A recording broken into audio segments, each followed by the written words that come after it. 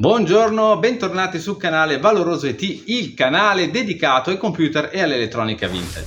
Oggi ci vediamo una conferenza registrata in occasione del Varese Retrocomputing dello scorso anno, in cui Francesco Splendorio ci parla di come creare e mantenere una BBS per Commodore 64 ma anche per altri computer ai giorni d'oggi. Tra l'altro Francesco Splendorio è già stato ospite del canale Valoroso IT in un video in cui abbiamo collegato una stampante ad aghi vecchissima, una Commodore MPS 803, a un computer moderno con Windows 10. Quindi se non sapete che cos'è una BBS, se sapete cos'è ma volete approfondire un po' il discorso, come ci si collegava con computer 40 anni fa, come ci si collega oggi con i computer moderni e come ci si può collegare oggi con i computer vintage, seguitevi questo video fino in fondo che avrete tutte le risposte di cui avete bisogno. Mi raccomando, se vi piacciono gli argomenti di cui tratto sul mio canale e non siete ancora iscritti, vi invito a iscrivervi e attivare la campanella delle notifiche. A voi non costa nulla, ma a me fa veramente molto piacere. Buona visione! Allora, l'idea era quella di creare una BBS. Per chi non lo sapeva, poi siete tutti abbastanza, insomma, c'è un ragazzo giovane, cioè la BBS è, come dire, un sistema per collegare un computer a un'auto, diciamo così, scusate la semplificazione, in era pre-internet. Quindi prima di internet ci si collegava attraverso i telefoni. Quindi c'erano questi oggetti che si chiamavano modem, quello che avete oggi chiamate modem wifi non è un modem, sono più un router. Comunque c'erano questi oggetti che sono i modem, funzionavano come i telefoni, mandavano dei segnali analogici verso altri computer tramite la linea telefonica. Per fare cosa? Per fare quello che facciamo oggi con internet, per avere servizi, per collegarsi a qualche banca, per fare prenotazioni di biglietti aerei o di treni, questo tipo di servizi. Ma non solo, c'erano anche le BBS amatoriali. Le BBS amatoriali consentivano di scambiarsi file tipicamente piratati, consentivano di comunicare tramite messaggi come se fossero delle attuali email, si poteva chattare, c'erano dei videogiochi online, tutto chiaramente in interfaccia testuale, quindi con computer abbastanza dell'epoca, quindi con dei Commodore 64, anche con dei PC, con degli Amiga, e quindi io a un certo punto mi è venuta questa idea di replicare l'esperienza, diciamo, funzionale ed estetica delle BBS utilizzando dei mezzi moderni. Tutto è nato vediamo se funziona questo. Sì. Ok. Scusate, c'è qualcosa. Vabbè, quello che fa. Tutto è nato quando lavoravo in Geopratico. Geopratico è un'azienda che praticamente gestisce questo portale di annunci di lavoro. Semplicemente avevo un collega che più giovane di me che mi prendeva in giro e diceva: a te piacciono i computer, vediamo se riesci a far funzionare Geopratico sul Commodore 64. E io purtroppo le cose le prendo sul serio. E dopo una settimana questo è il mio collega, quindi c'era Geopratico su Commodore. E da questo scherzo che è nato, da questo scherzo che insomma, non so se lui l'ha fatto a me o io l'ho fatto a lui, è nata l'idea, cioè perché anziché far funzionare sul Commodore 64 soltanto un sito specifico, non sviluppo una libreria o un prodotto che mi consenta di portare su computer antichi qualsiasi tipo di contenuto dove l'unico limite è la fantasia. E così è nata l'idea di realizzare questa libreria che consente di realizzare qualunque cosa, e quindi è la mia BBS che poi vi presenterò è sopra. Quindi questa è una veloce panoramica del meccanismo che ho descritto prima. Quindi era pre-internet, c'è la rete telefonica al centro, da un lato e dall'altro due vintage PC, chiamiamoli vintage PC, collegati con un normale telefono. Al giorno d'oggi sopravvivono ancora delle BBS classiche che girano fisicamente su Commodore 64, sugli Amiga, sugli PC, collegati fisicamente con dei modem. Oltre a funzionare tramite linea telefonica, funzionano anche tramite internet. Quindi cosa è successo? È successo che le persone che gestiscono le classiche BBS, che in questo caso sono rappresentate dall'icona in alto a sinistra, collegano il loro telefono, a internet, e gli odierni, cioè i vecchi PC di oggi collegati tramite insomma meccanismi odierni tipo una wifi, tramite USB, tramite internet, collegati a internet riescono ad accedere al servizio VPS. Quindi anziché uno dei vantaggi è che anziché avere un solo utente connesso per volta ne possono avere insomma 10, 20, un po' di più. Io mi sono detto, ma voglio sviluppare una VPS senza dover contare sulla limitata potenza di un computer antico. Vorrei fare questo, anzi no scusate, sono troppo dietro. Vorrei fare questo, quindi sostituire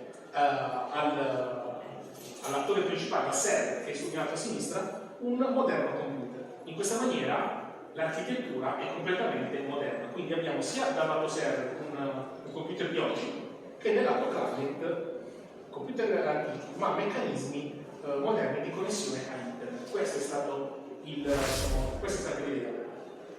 Questa è stata l'idea, scusate perché qua c'è qui la preview. Scusate. Non è un problema. Andiamo avanti. Ecco. Meccanismi moderni per collegare i computer antichi a internet. Ci sono i modem wifi. Questo qui è un classico modem, oggi non viene venuto, però se ne sono venuti parecchi, è quello di Pasquale De Luna, io l'ho comprato da lui, è un wifi modem su user port. Che cos'è un wifi modem? Non è altro che un microcontrollore, che può essere un Arduino, può essere una ESP32, una ESP8276, ce ne sono tantissimi, montati semplicemente sulla circuiteria che consente di collegare con delle porte, con dei connettori di vecchi computer. In questo caso il Commodore 64 alla user port.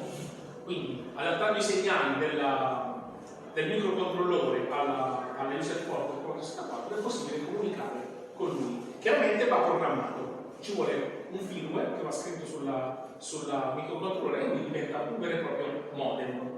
Un altro sistema sono per il Commodore 64, in questo caso ci sono le cartucce RRF compatibile, che è un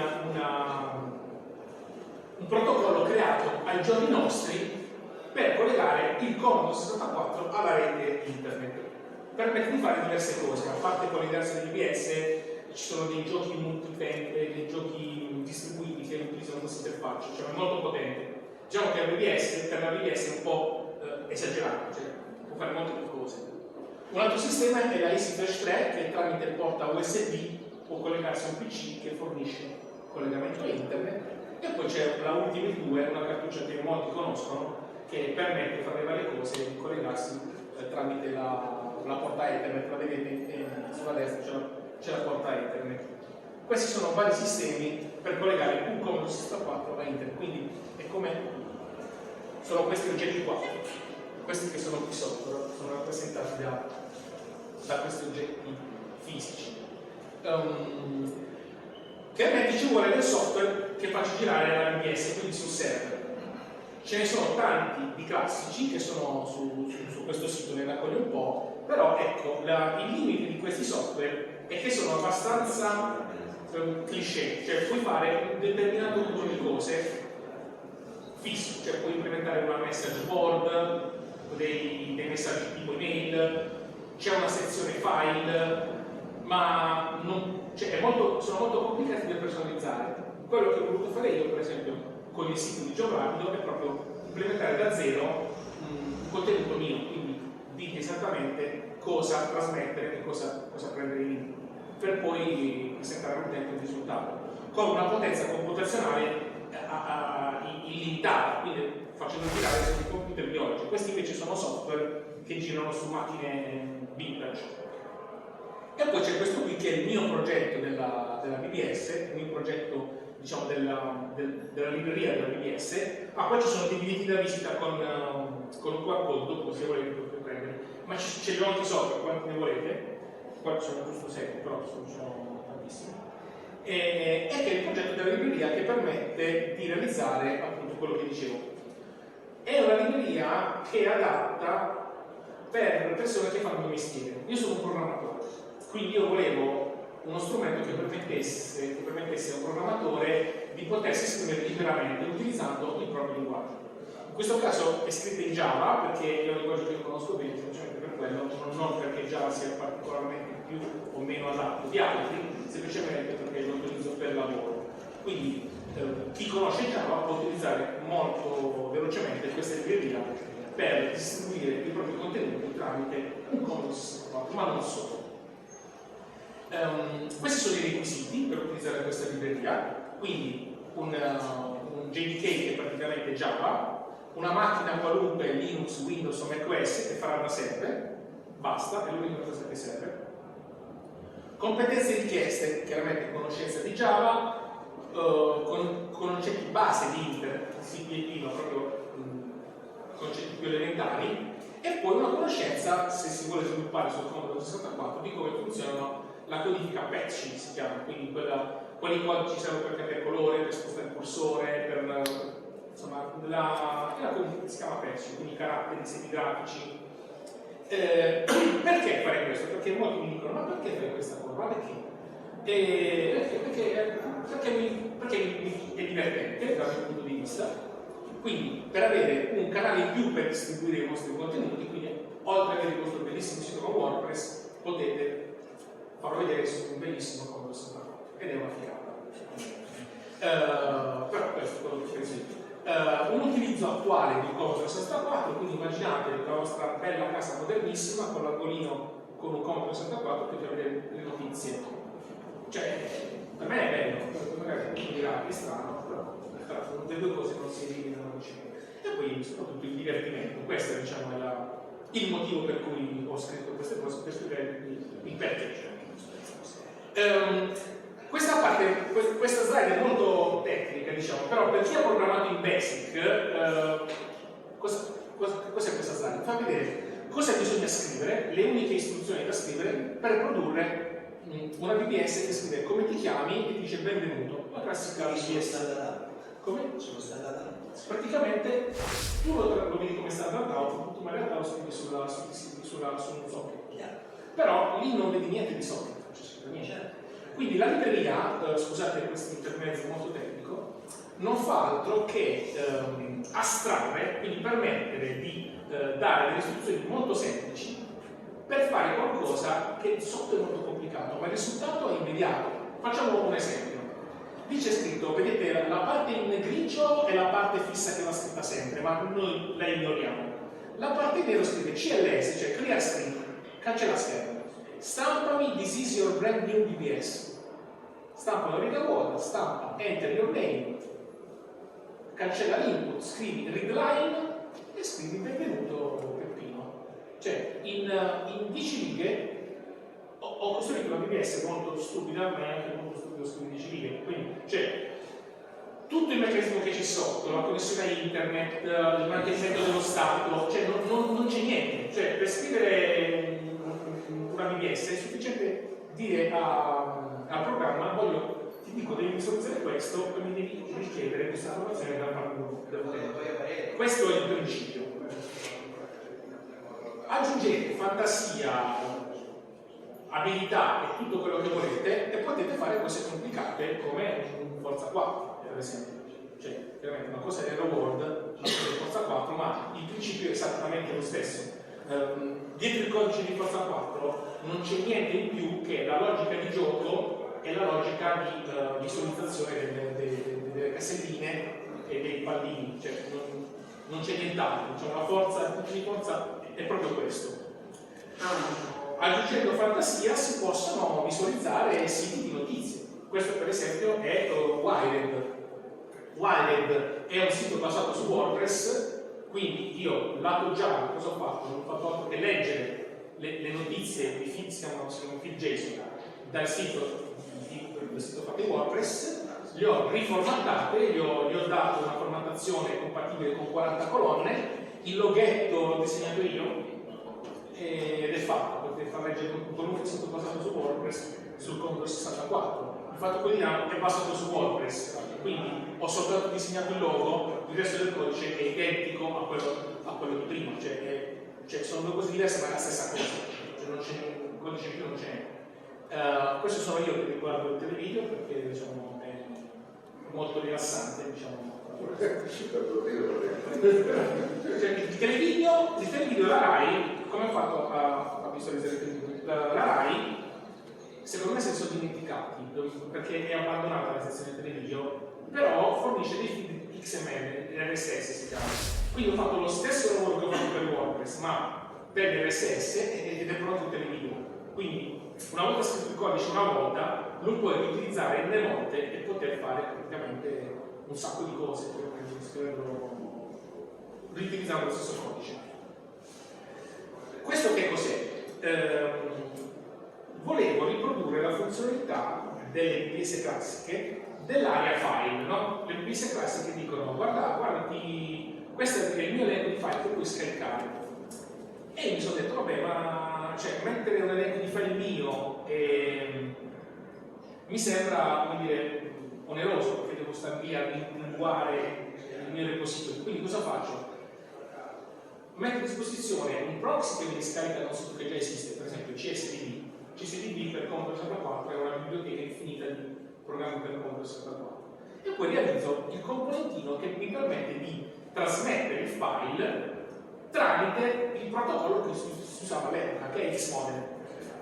Quindi in questa maniera vedete che io scrivo la parte in nero, download file e gli do l'indirizzo del file da scaricare, e poi con il mio Xmodel, non sto a scendere nei dettagli, ma fatto sta che quel comando lì spedisce al client connesso il file nel formato che si aspetta essendo una VPS. Quindi posso scaricare da un sito web che fornisce file in HTTP file sulla VPS. Quindi il Commodore 64 può scaricare direttamente programmi da qualunque parte. Chiaramente dipende da come l'ho programmato io. Non so se sono stato chiaro, mi rendo conto che non è per tutti il linguaggio. E questo è il risultato. Quindi ho realizzato il mio organico di CSDB, sono andato lì a fare scraping di quello che succede su CSDB, ho ricavato gli indirizzi web, quindi mi dice l'URL dell'indirizzo, e poi il programma viene scaricato. Una demo di tutto ciò che succede è disponibile a pieno di software, perché ho un intero tavolo dedicato alla VPS. Questo è il progetto, ripeto, del file, del progetto in Java, e qui finiscono le slide. Quando finisce la storia prosegue. Perché cosa succede? Che nell'aggiungere una funzionalità, poi ho aggiunto anche una chat, c'è anche una chat. Ho conosciuto il mio amico Nicola lì dietro, lui l'ho conosciuto tramite la chat della mia VPS, e poi con lui si sono aggiunte due funzionalità, per esempio i famosi videotel, i minitel francesi o i videotel italiani. Mi sono detto, ma perché non devo far funzionare anche sul minitel? E la differenza fra il Commodore 64 e il minitel, l'unica differenza è il protocollo utilizzato, quindi i codici, anziché il patch che dicevo prima, ha dei codici diversi. Lì è stato tutto un lavoro pazzesco di ricerca, perché la documentazione di questi protocolli è dire che il frammentaria è un complimento. Cioè, ci sono documenti scritti del genere morto da 20 anni che sono su server dimenticati, siamo riusciti a recuperare il contenuto. Ci sono dei codici scritti in C, e studiando questi codici sono riuscito a capire come ricostruire e i segnali che devo inviare. Quindi c'è un lavoro di ricerca, io lo chiamerei un lavoro di filologia, perché si tratta di interpretare ciò che una volta veniva letto e eseguito dalle macchine che oggi non si sono più. Poi cosa è successo? È successo che il mio amico Claudio Parmigiani, che con l'Apple 1, con la replica dell'Apple 1, ha detto fallo funzionare anche sull'Apple 1. Va bene, ok. Sì, mi sono studiato l'Apple 1, il protocollo, e a quel punto la BBS è diventata compatibile anche con l'Apple 1. Diciamo che è diventato col tempo un progetto collaborativo, quindi è una cosa molto bella. Ho conosciuto tante persone, ognuna delle quali mi ha dato qualcosa, ha creato dei contributi. Quindi secondo me è un po' in piccolo l'espressione di quello che si chiama open source, questo progetto qui, perché il progetto è pubblico, chiunque lo può scaricare, mi possono contattare, siamo entrati in contatto, abbiamo fatto amicizia, ognuno ha messo il suo contributo, anche Piero che è lì dietro mi ha dato una mano con il discorso del download, perché lui ha creato il download dei file di 64 sulla SD2F per chi lo utilizza. Quindi diciamo che è la bellezza di questo progetto è proprio il fatto di aggregare varie persone. Poi ci sono anche storie molto divertenti. Per esempio, ero collegato con la chat, parlavo con Nicola, ma non so se tu l'hai sentito dopo. E c'era questo LinkedIn Greta collegato, dico ma chi è? Ho detto ciao, chi sei? Ed era una studentessa di robotica che era in aula universitaria. E perché era collegata? Perché il suo professore di robotica stava parlando del DBS e come esempio stava portando proprio la mia. E lui mi ha detto, ma stai facendo le sue DBS? Fa sì. Dico, ma come si chiama il professore? Si chiama così. Io l'ho cercato su internet e gli ho detto passamelo. Me l'ha passato e abbiamo cominciato a parlare con il professore di robotica. E cioè praticamente, quindi anziché andare avanti con la lezione, è successo che questo qua ha cominciato a chattare con me. E siccome questo professore registrava anche la lezione, mi ha inviato tutte le registrazioni della lezione che facevo. E la cosa divertente qual è stata? Poi l'ho ascoltata. Mentre questa Greta mi diceva il nome del professore che io lo cercavo, il professore parlando con me si era accorto che io sapevo cose su di lui, ma è semplice, mi aveva detto prima la sua studentessa. E lui afferma, oh ma questo qua, ma questo è un alien, ma chi è questo? Durante la lezione si era spaventato del fatto che io conoscessi informazioni su lui, ma me l'aveva semplicemente dato la studentessa. E quindi diciamo, si creano anche queste situazioni molto simpatiche.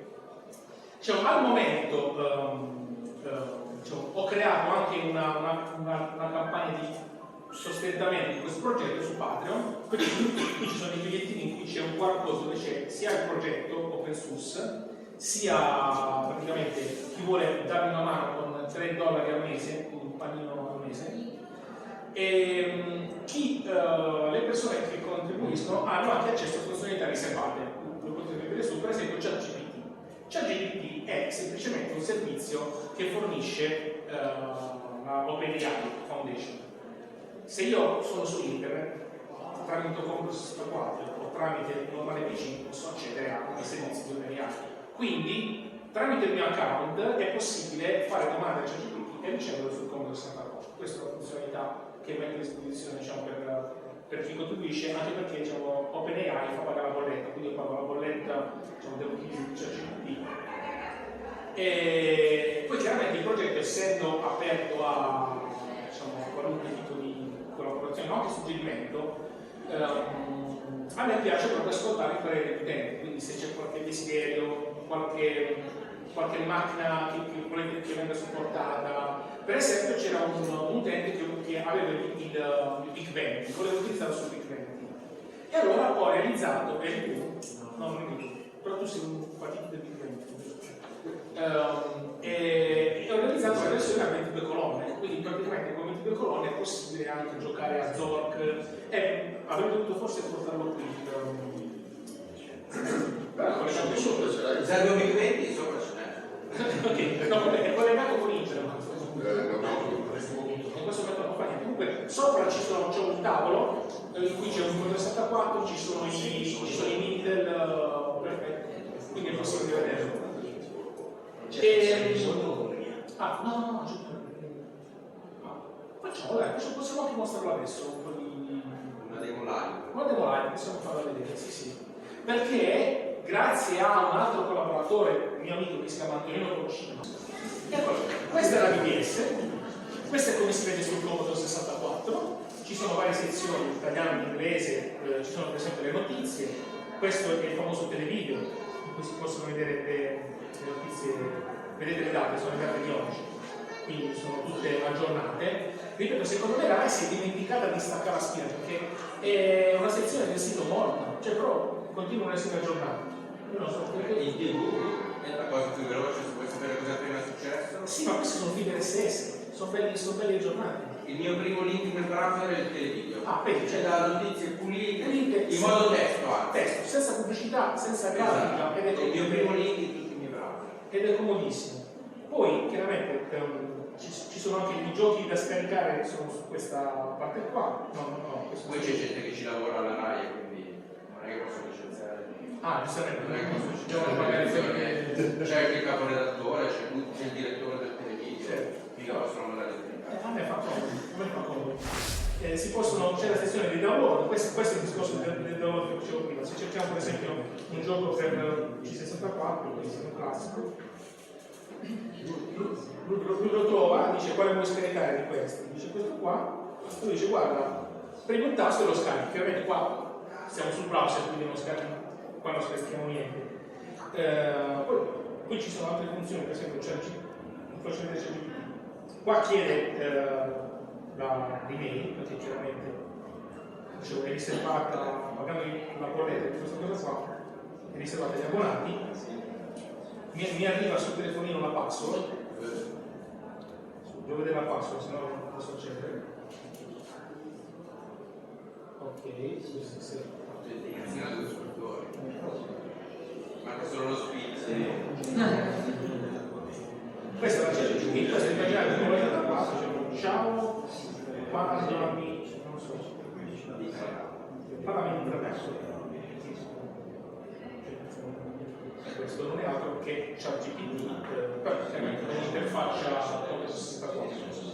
Poi se non avete Mintel potete anche andare sul web, che c'è mintel.retrocampus.com e c'è l'edizione Mintel. Tradurre in italiano? No. Questa è l'edizione Mintel. Sempre tramite web è possibile utilizzare il servizio Mintel. Quello che vedete su è esattamente questo. Quindi si può vedere la CNN con la classica interfaccia. Niente, io in realtà ho finito, non so se sono stato. Ci sono domande? Se ci sono domande. Come? ChatGPT ha risposto. Ah, hai ragione, ha risposto di 3 date. È una città situata in Lombardia, se non in Italia, insomma. È il classico ChatGPT, si può parlare. Se avete domande, io sono qua. E anche su di sopra. Ah, e sono anche sopra. Quindi poi alcune cose di quelle che vi ho raccontato potete essere direttamente su di sopra. Supporto per MSX, allora al momento non c'è, ma se 3 persone lo chiedono. io lo faccio. Però se sono solo 2 no. Allora, se c'è, io non so la MSX, però posso informarmi, se c'è un client Telnet anche a 40 colonne, è possibile utilizzare la versione ASCII standard, si può già utilizzare, perché io sono delle piattaforme che supporto, sono l'ASCII standard a 40 colonne, a 80 colonne, anzi, quindi se c'è un client, anzi meglio ancora che ti fa anche la grafichina carina, Apple 1 e 2, Commodore 64, Intel, Big 20, M10 e basta. Ah sì, c'è anche l'edizione Prester, se avete un terminale Prester con un film telematico che è su, lo potete vedere. No, ma l'adattatore telematico per MSX se è disponibile, l'hanno testato e funziona. Ah, perfetto, non lo sapevo. Già così si può usare. Poi il mio aiuto si so. Sì, fatto. Va bene. Va bene, grazie.